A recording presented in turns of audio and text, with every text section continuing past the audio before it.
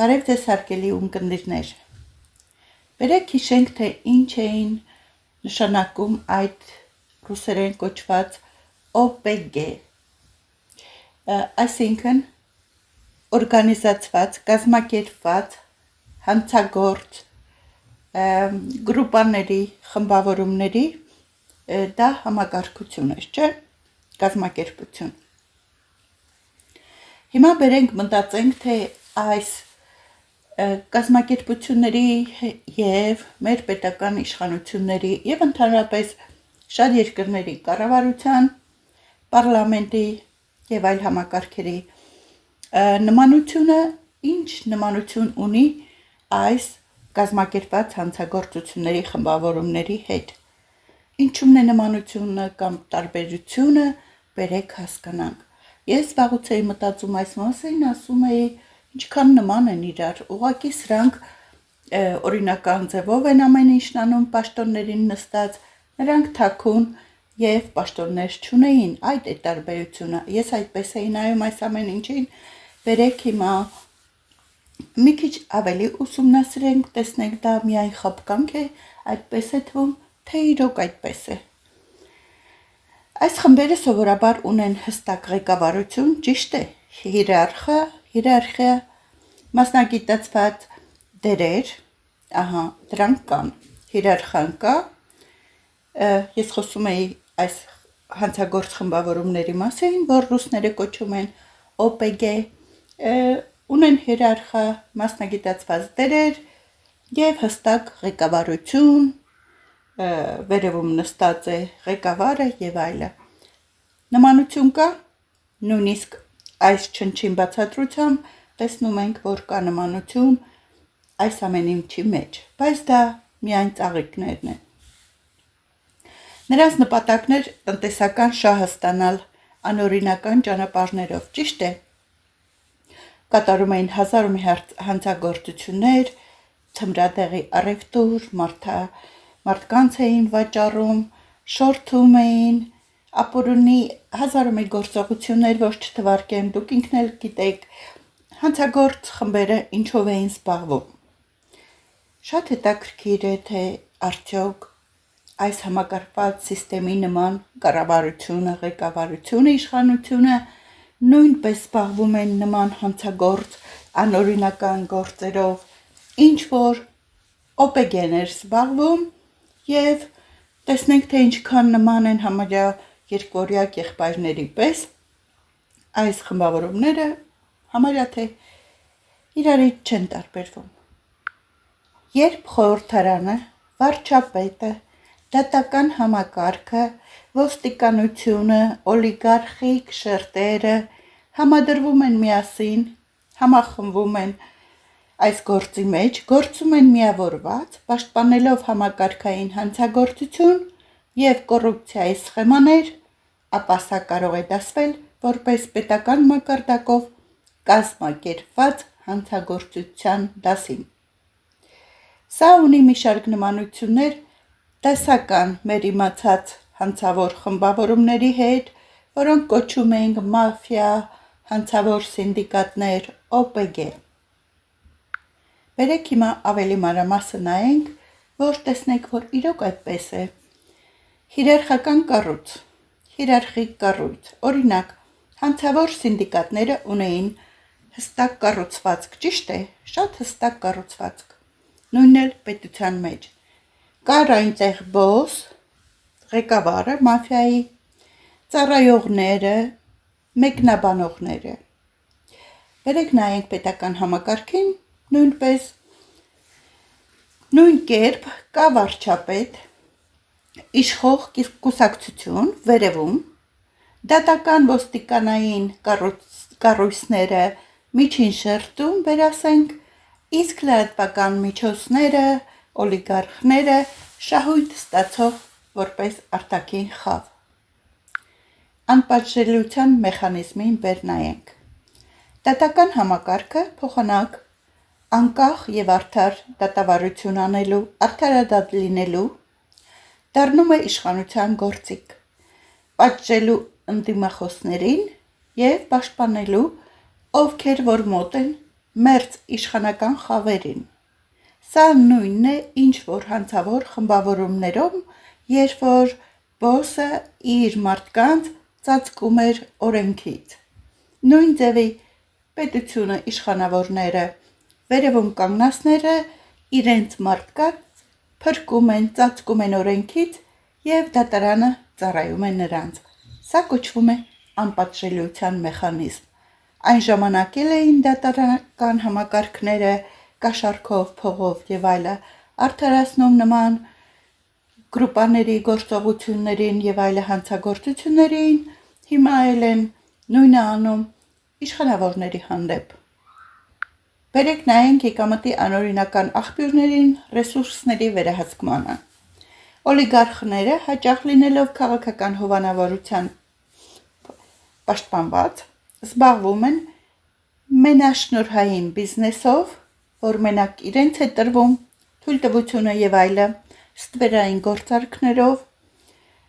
պետբյուջեի թալանմամբ, որը կիսում են իհարկե այդ պետբյուջեն ղեկավարող անձանց հետ, նույնպես ինչպես որ մաֆիայի եկամուտի աղբյուրներն էին։ Ինչ տարբերություն, նույնը չէ՞, թե հողերը և այլը առանց աուկցիոնի տրվում են ծանոթներին, օլիգարխներին և այլն, հազարով մի կանոններ, օրենքներ ստեղծում նրանց համար բարենպաստ և նրանք էլ տալիս են կաշառքը իրենց համար նման ծառայություններ անող իշխանավորներին։ Ահա ևս մեկ նմանություն։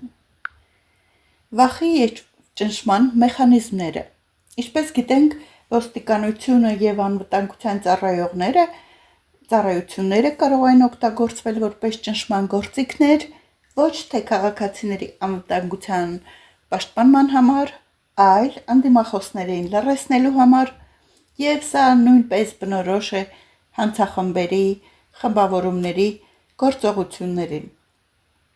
Այն ժամանակ էլ էին ոստիկանները օգտագործվում, կաշառվում, հիմա էլ պետականը մակարդակով են, քանի որ նրանք էլ են հիերարխիայի մի մաս, օրենքներով և այլը, բարձր պարգևատրումներով, աշխատավարձերով ծառայեցնում են իրենց հանցավոր նպատակներին և սա է իրենց պարտականությունը։ Այն ժամանակ էլ էին նրանք վախենում հանցավոր խմբերին կպնելու, բռնելու, դատելու և այլը, հիմա էլ են վախենում, որովհետև դրանք արդեն ոչ թե հանցավոր մաֆիայի գրուպաներ են, այլ իշխանություն են, պատկերացնում եք։ Հաջորդը ինֆորմացիայի մանիպուլյացիան և քարոզչությունը, ինչպես տեսնում եք, լրատվական միջոցները վերահսկվում են իշխանության կողմից կամ ճնշվում։ Սա թույլ է տալիս ձևավորել մանիպուլյատիվ իրականություն, ինչպես մաֆիան էր անում, վախ, լռություն, ինչպես սիցիլիական մաֆիայում։ Մի խոսքով, ինչպես առաջ էին թերթերը վախենում հրատարակել մաֆիայի, հզոր մաֆիաների գրուպաների գործողությունների մասին, վախենալով նրանց վրեժից, նույնպես էլ հիմա նրանք չեն հրատարակում, չեն բացահայտում, իհարկե վախի պատճառով և ենթարկվում են իրենց գոյությունը ապահովող աղբյուրներին և որովհետև դա իրենց գոյատևության աղբյուրն է և կատարում են մանիպուլյացիայի աշխատանքը, որը իրենց թելադրվում է։ Եթե ամփոփենք եզրակացություն, երբ պետական ինստիտուտները միասին գործում են ոչ թե հասարակության, այլ իշխանական վերնախավի շահերի համար, սա արդեն հասարակական կառույց չէ, այլ պետական մակարդակով կազմակերպված հանցավոր սինդիկատ։ Իսկ հիմա բերեք խոսենք, մենք ապացուցեցինք արդեն, որ շատ իրար նման են, համարյա տարբերություն չկան, երկու ջրի կաթիլների պես, շատ չնչին տարբերություն, ուղղակի պետական ձևով, օրինական ձևով։ Բերեք խոսենք հիմա պառակտման մասին, երբ ինչեր են տեղի ունենում։ Երբ որ մի ամբողջ պետական համակարգ և հանցավոր համակարգ տարիներ շարունակ գործում են ներդաշնակ, միմյանց շահերը պաշտպանելով նույն շահի հիման վրա, Օրինակ կառավարություն, օլիգարխիա, դատական համակարգ եւ եկեղեցի։ Այո, մի զարմացեք, եկեղեցին էլ է մտնում այդ ամեն համակարգի մեջ։ Բոլոր տեսակի նման կառույցները մտնում են նույն համակարգի մեջ։ Ինչքան էլ ժողովրդին անհավատալի թվա։ Երբ որ սրանք գործում են միմյանց շահերին համապատասխան, ապա ցանկացած դավաճանություն ընդհանուր կոդից, պայմանավորվածությունից կարող է առաջացնել ներքին կռիվ։ Եթե օրինակ վարչապետը կամ որևիցե իշխող ուժ կամ եկեղեցին, որևիցե այլ բան ասի եւ փոխի իր դիրքորոշումը, սա արդեն կարող է ընդունվել դավաճանություն իրենց պայմանավորվածության հանցավոր կոդին, իրենց ոնց որ ասած երթումին։ Բերեք այդպես ասեմ, որ հեշտ հասկանալի լինի։ Ուրեմն ինչ է կատարվում այդ դեպքում։ Կորցվում է վստահությունը եւ սկսում է պառակտում։ Ինչպես որ մաֆիայում, երբ մեկը սկսում է աշխատել պետության հետ կամ փոխում է իր պայմանավորվածությունները, սկսվում է պառակտում, դաշնակիցները դառնում են թշնամիներ։ Հիմա ինչպես տեսնում եք, որոշ անդամներ դեմ են դուրս գալիս, օրինակ Նիկոլին, ինչ պատճառներով, բայց ինքներդ կհասկանաք, թե ինչ պառակտություն է գնում իրար միջև եւ ինչու եկեղեցին հիմա անում է այնպիսի քայլեր, որը Նիկոլը չէր ցանկանա արվեր եկեղեցու կողմից ամրապնդելու եկեղեցու դիրքը, որովհետեւ մինչև ոտքը չտրորեցին եկեղեցին ձայն չհանեց։ Հիմա տեսնելով, որ իշահերը վտանգված են, գոյությունը եւ շատ հարցեր, հիմա արդեն աշխատում է իդեմ Նիկոլի նման համագումար կազմակերպել եւ սա ուղղակի իրենց իսկ գոյության, իրենց իսկ պատիվը բարձր պահելու համար ժողովրդի հավակնությունը օգտագործելու, հարգանք վայելելու եւ այլը, այս կռիվն է եւ նամանավանդ Նիկոլի դեմ, որովհետեւ նա սեղմեց եկեղեցու ոտքը։ Եվ այսպես սկսվում են հրապարակային քարոզչական պատերազմները։ Կողմերը սկսում են միմյանց հարձակվել, միմյանց վրա մեդիայի միջոցով։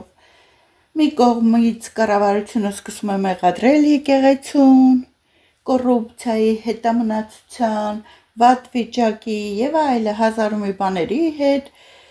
սուրբ չլինելու եւ անառակ լինելու որոշ սրբազանների, այստեղ ես պետք է նշեմ, որ սա գալիս է իր այդ մեծ ֆանտազիայից, հիշում եք, որ գիրք էր գրել երկրի հակառակ կողմը եւ այնտեղ արտահայտել իր ամենաայլասերված ֆանտազիաները, որոնք երբեք երկրի վրա չեն կարող գոյություն ունենալ ոչ մի անհատի մեջ, միայն մեր հատուկ, յուրահատուկ Նիկոլի մեջ։ Եվ ինձ թվում է այս քեռու կնոջը վերաբերվող դա իր, այսպես ասած, գրքի extension էր, բանը, շարունակությունը միգուցե գիրք հրատարակի համար երկրորդ եւ շարունակի իր ֆանտազիաները, որովհետեւ նման հասկացություններ են ապրում իր մեջ, նման ֆանտազիաներն են իրեն տալիս ուժ, եռանդ եւ այլը, փայլեցնում իր երևակայությունը։ Սա ինչից ներշրջվում եք, այն մասին էլ գիրք եք չեք գրում, ինչից ներշրջվում եք, այդ մասին էլ խոսում եք։ Եվ ահա իր հայտարարությունները նմանվում են իր գրքի երկրորդ մասին, ես թվում է հետագայում միգուցե գրի տեսնենք։ Եվ ինչպես մաֆիայի մեջ է տեղի ունենում, իշխանության վերահսկման համար սուր պայքար սկսում են, չէ, այդ օպեկեները իրար դեմ կռվել կամ իրենց միջից սկսում են դավաճաններ հայտնվել եւ այլը, ցանկանում են հազար մի գործողություններ անել ընդդեմ բոսի։ Երբ մաֆիայի տարբեր խմբավորումներ չեն կարողանում համատեղ կիսել շահը, սկսվում է պատերազմ։ Նույնը պետության ներսում, երբ հին վերնախավը չի ուզում զիջել իր դիրքերը նոր դավաճաններին, արդեն սկսվում է ներքին պատերազմ։ Եվ ինչ է լինում արդյունքում։ Այս ամենը հանգեցնում է քաոսի, նվազող վստահության եւ երբեմն հասարակական պայթունի, եւ բոլոր կողմերը հանցավոր են եւ սկսում են իրար ոչնչացնել, հասարակությունը դառնում է զոհ, առանց իրական հաղթողի։ Ինչպես տեսակ, շատ հակիրճ նմանեցրի եւ ապացուցեցի, որ սա OPG է, կազմակերպված հանցագործության կազմակերպություն, այսինքն ինչ է կատարվում, երբ որ մաֆիայի բոսին խփում են, գալիս է մեկ այլ բոս, ճիշտ է, մեր մոտ կատարվում է ընտրությունների միջոցով, այն մյուսին փոխարինելու համար ընտրություն են իբր թե կազմակերպում, նրան փոխարինում նրան, այդ կազմակերպության բոլոր հիերարխիան, կանոնները ներքին մնում են նույնը, այնպես որ ով էլ գա, նույն ձև է ղեկավարելու, հիերարխիան նույնն է մնալու, իշխանությունը իր ձեռքում է լինելու եւ հները նորերին են փոխարինելու, նորերը հներին, երբեմն մտածում ես, ասում ես, թե այս մարդիկ գալիս են այդ համակարգի հիերարխիայի անդամներ դառնում, հետո իրենց բացատրում են, թե ինչն ինչոց է եւ ինչպես պետք է վարվեք, շարժվեք եւ անեք, թե իրենք արդեն պատրաստ որպես հանցագործ դրա համար են նշանակվում այդ պոստերին։ Դա էլ է ուղղակի ֆորմալ խնդիր է մտածելու, մտածեք ինքներդ եւ գրեք կոմենտներում ինչ եք կարծում։ Ուղղակի ոչինչ չի փոխվում, համակարգը նույնն է, հիերարխիան նույնն է, մաֆիայի միջի օրենքները, իրենց նվիրվածությունը, հաստատակամությունը միմյանց հանդեպ եւ իրար չդավաճանել, չդրժելը, այս նույն կոդերը նույնն են, ներքին կարգով դա չի հայտարարվում ամբիոններից եւ այլը, բայց ինչպես տեսնում եք, այդպես է ներքին պայմանավորվածությունը ընդդիմադիրների միջև, ղեկավարի իշխող կառավարության կազմակերպության միջև եւ այս սուտ շոուները միմյանց վիրավորելու եւ այլը նույնպես կազմակերպված է ոչ թե ապացուցելու համար, որ իրոք նրանք իրոք դա չի ապացուցում, որ նրանք իրոք չեն ցանկանում այս իշխանությանը, այլ ուղղակի դա խաղի մի մասն է, ինչպես բոլոր պետության իշխանավորներն ու պարլամենտն են խաղում տեխնիկային թատրոնի պես դերեր, ամեն պետության պրեզիդենտ, պրայմ մինիստրը խաղում է այն տեխնիկային թատրոնի պրեզիդենտի դերը, որը իրեն հրամայվել է խաղալ, մեկին հրամայում են լինել անկոտրում եւ ասել ոչ ամեն ինչի, մեկին հրամայում են ասել այո, մեկին այսպես, մեկին այնպես։ Դրա համար են ասում աշխարհը բեմ է, մարդիկ դերասան։ Լավ մնացեք, առայժմս այսքանը։